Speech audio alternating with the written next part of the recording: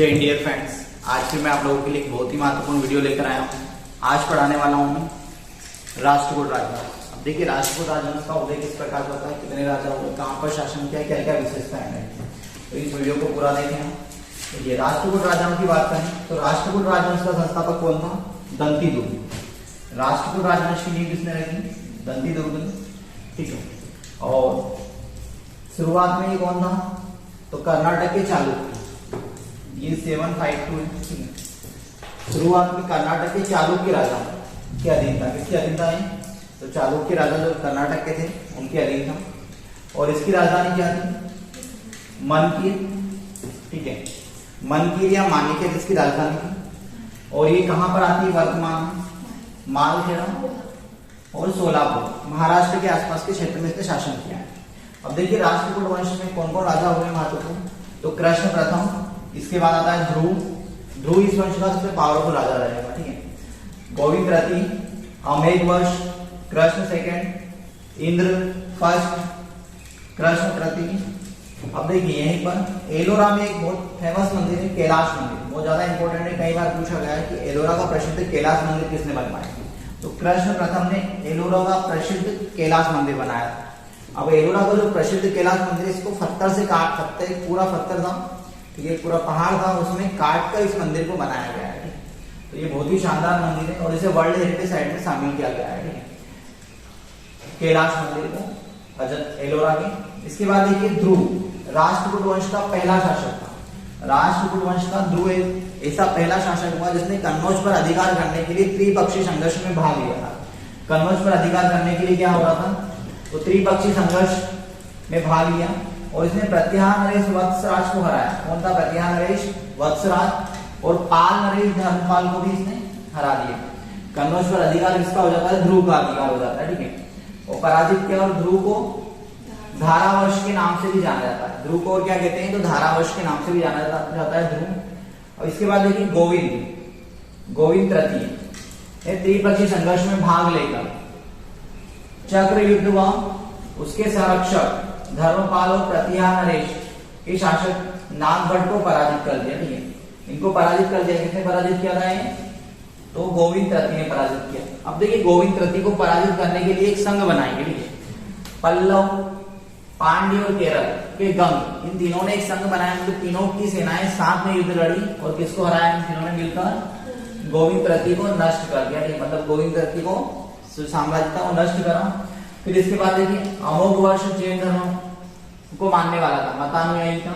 इसने कन्नड़ में कविराज मार्ग की रचना की। कन्नड़ में इसने कौन सी पुस्तक लिखी है? तो कविराज मार्ग नाम की पुस्तक लिखी है। इसके बाद देखिए, आदि पुराण के रचनाकार जिनसेन, गणिता सागर संग्रह के लेखक महावीराचार्य एवं अमोघ वृत्ति के लेखक कौन है? सत्तायान। अमोघ वर्ष के दरबार में थे। ये जो विद्वान है किसके दरबार में रह रहे थे? अमोघ वर्ष के दरबारी विद्वान थे। ठीक है। इसके बाद देखिए, अमोघ वर्ष ने तुंगभद्रा नदी, जो तुंगभद्रा नदी में जल समाधि लेकर अपने जीवन का अंत किया। जो अमोघ वर्ष था उसने क्या करा था? तुंगभद्रा नदी में जल समाधि ले ली और अपने जीवन का अंत कर दिया। इंद्र तृतीय के शासनकाल में अरब निवासी अलमसूदी भारत यात्रा पर आया। ठीक है, यात्री था अलमसूदी के भारत यात्रा पर आया था। ठीक है, इंद्र तृतीय के शासनकाल में इसने तत्कालीन राष्ट्रकूट राजाओं के बारे में सर्वश्रेष्ठ शासक बताया। मतलब जो इंद्र तृतीय था, इसे भारत में सर्वश्रेष्ठ राजा बनता है। किसने बताया ये? तो अलमसूदी, जो अरब यात्री था वो भारत आया था। इसके बाद देखिए, राष्ट्रकूट वंश का अंतिम शासक कौन रहेगा? कृष्ण तृतीय रहेगा। राष्ट्रकूट राजवंश का सबसे लास्ट वाला राजा कौन रहेगा? कृष्ण तृतीय। और इसी के दरबार में कन्नड़ भाषा के प्रसिद्ध कवि कौन थे? तो कौन रहते थे? जिन्होंने शांति पुराण की रचना की। कभी कभी पूछ जाता है शांति पुराण की रचना किसने की? तो कौन ने और किसके दरबारी विद्वान थे? तो कृष्ण तृतीय के दरबारी विद्वान थे। इसके बाद देखिए, आगे बढ़ते हैं। चालुक्य कल्याणी के चालुक्य के तेलव दूती ने 973 ईस्वी में कर्क को हराकर राष्ट्रकूट राज्य को पर अपना अधिकार कर लिया। देखिए, कर्क कौन था? तो कर्क राष्ट्रकूट राजा था जिसको किसने हराया? तो तेलव दूती ने हराया और राष्ट्रकूटों को अपने अधीन कर लिया, ठीक है। राष्ट्रकूट का जो राज्य था उसको कैप्चर कर लिया और कल्याणी के चालुक्य की नींव रखी। अब देखिए वहीं पर एक नया राजवंश का उदय हो जाता है, कल्याणी के चालुक्य वंश का, ठीक है। अब देखिए एलोरा और एलिफेंटा, ये महाराष्ट्र में महत्वपूर्ण गुफाएं हैं। एलोरा और एलिफेंटा दोनों गुफाएं कहाँ मिलेगी आपको? महाराष्ट्र में। एक गुफा मंदिरों का निर्माण किसके शासनकाल में हुआ?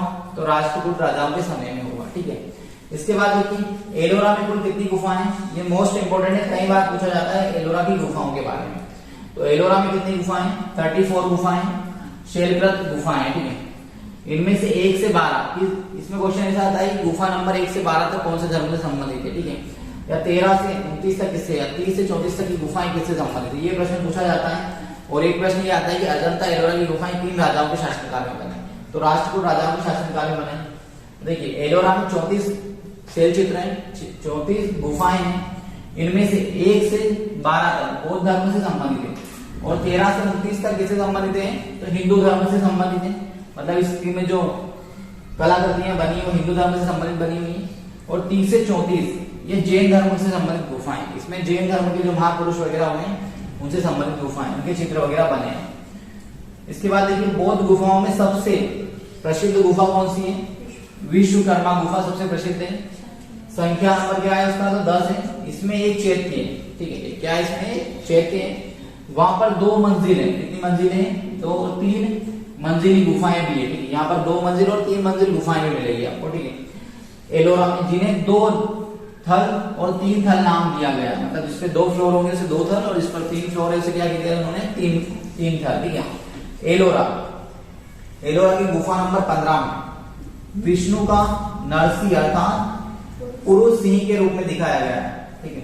विष्णु का जो चित्र बना हुआ है इसमें पुरुष सिंह के रूप में बताया गया है, जिसको बताया गया है विष्णु को। अब देखिए नोट में बात करें तो एलोरा की गुफाओं का सर्वप्रथम उल्लेख किसने किया है? तो फ्रांसीसी यात्री थेविलेट ने किया है 17वीं शताब्दी में। उसने इन गुफाओं के बारे में वर्णन किया है। इसके बाद देखिए राष्ट्रकूट शैव वैष्णव शाक्त संप्रदाय के साथ साथ जैन धर्म के भी उपासक थे। इतने धर्मों को मानते थे, ठीक है। कौन कौन से धर्म? शैव वैष्णव शाक्त और जैन धर्म को भी मानते थे। राष्ट्रकूटों ने अपने राज्य में देखिए मुस्लिम व्यापारियों को बसने और इसके प्रचार प्रसार करने की स्वीकृति दी थी। जो राष्ट्रकूट राजा थे उन्होंने क्या करा? जो मुस्लिम व्यापारी थे उन्हें भारत में बसने, अपने राज्य में बसने और व्यापार करने का अधिकार दे दिया था उन्होंने। अब देखिए इसके बाद एक अगला वंश आता है जो छोटा सा वंश है, यादव वंश। यादव वंश कहाँ के हैं? देवगिरी के, ठीक है। देवगिरी के यादव वंश की स्थापना किसने की थी? तो ये भीम नहीं है, भिल्लम पंचम है। क्या नाम है इसका? भिल्लम पंचम, ठीक है। ये थोड़ा सा मिसप्रिंट है। भिल्लम पंचम ने क्या करा भैया? तो देवगिरी में यादव वंश की स्थापना की और इस देवगिरी को इसने क्या बनाया? अपनी राजधानी। यादवों की राजधानी क्या थी? देवगिरी। और इस वंश का सबसे प्रतापी राजा कौन था? तो सिंहण। कौन था? सिंहण। और इसका शासन कब तक रहेगा? 1210 से 1326 तक इसने शासन किया। और इस वंश का अंतिम स्वतंत्र राजा कौन था? रामचंद्र। कौन था?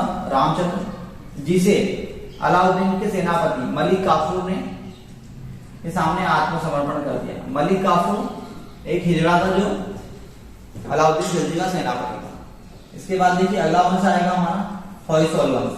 होयसल वंश, ठीक है। नेक्स्ट वंश कौन सा? छोटी छोटी डायनेस्टी, इनकी राजधानियां पूछ ली जाती है कई बार। तो होयसल वंश की राजधानी क्या थी? द्वार समुद्र। इसकी राजधानी मोस्ट इंपोर्टेंट है, कई बार आया कि होयसल वंश की राजधानी क्या रही। तो होयसल वंश की राजधानी क्या थी? द्वार समुद्र। होयसल वंश की स्थापना किसने की? संस्थापक पूछे जाते हैं तो विष्णुवर्धन। विष्णुवर्धन ने उसकी राजधानी बनाया द्वार समुद्र को, ठीक है। विष्णुवर्धन होयसल वंश का संस्थापक था और इसकी राजधानी द्वार समुद्र थी। होयसल वंश यादव वंश की ही एक शाखा थी। जो अभी हमने यादव वंश पढ़ा है उसी की एक ब्रांच थी, ठीक है, होयसल वंश। अब देखिए बेलूर में चेन्ना केशव मंदिर, ये मंदिर पूछा जाता है कि ये किसने बनाया? बेलूर का चेन्ना केशव मंदिर किसने बनाया? तो विष्णुवर्धन ने बनाया था 1117 ईस्वी में, ठीक है। इसके बाद देखिए होयसल वंश का अंतिम शासक कौन हुआ? तो वीर बल्लाल तृतीय का, ठीक है। इस वंश का अंतिम राजा था जिसे मलिक काफूर ने हराया। मलिक काफूर कौन? अलाउद्दीन खिलजी का सेनापति था। इसके बाद देखिए होयसल वंश की राजधानी द्वार समुद्र आधुनिक कहाँ की है? हलेबीड में आती है, ठीक है। इसके बाद एक अगला वंश आता है हमारा तो कदम वंश। कदम वंश में संस्थापक पूछा जाता है। कदम वंश का संस्थापक कौन था? मयूर शर्मा था और इसकी राजधानी क्या थी? तो वनवासी। ठीक है। इसके बाद देखिए अगला वंश आता है, छोटे छोटे वंश से इसकी राजधानी और राजा पूछे जाते हैं संस्थापक। अगला वंश है हमारा गंग वंश पढ़ेंगे, ठीक है। कौन सा वंश आएगा अगला हमारा? गंग वंश। अब देखिए गंग वंश का संस्थापक कौन था? तो बृहस्पति पंचम। बृहस्पति पंचम ने गंग वंश की नींव रखी। किसने रखी थी? बृहस्पति पंचम ने गंग वंश की नींव रखी। और अभिलेखों के अनुसार गंग वंश का प्रथम शासक कौन है? कोंकणी वर्मा। कोंकणी वर्मा को गंग वंश का प्रथम शासक बनाया गया अभिलेखों के अनुसार। और वैसे देखा जाए तो बृहस्पति पंचम इस वंश का पहला राजा है। गंगों की प्रारंभिक राजधानी क्या थी? तो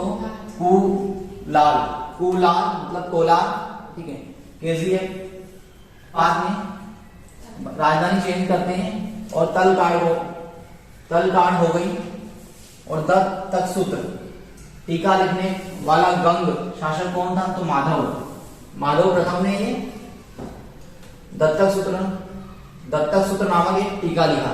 इसके बाद अगला वंश आता है काकतीय वंश। काकतीय वंश का संस्थापक कौन था? तो बीटा प्रथम ने कौन से वंश की नींव रखी?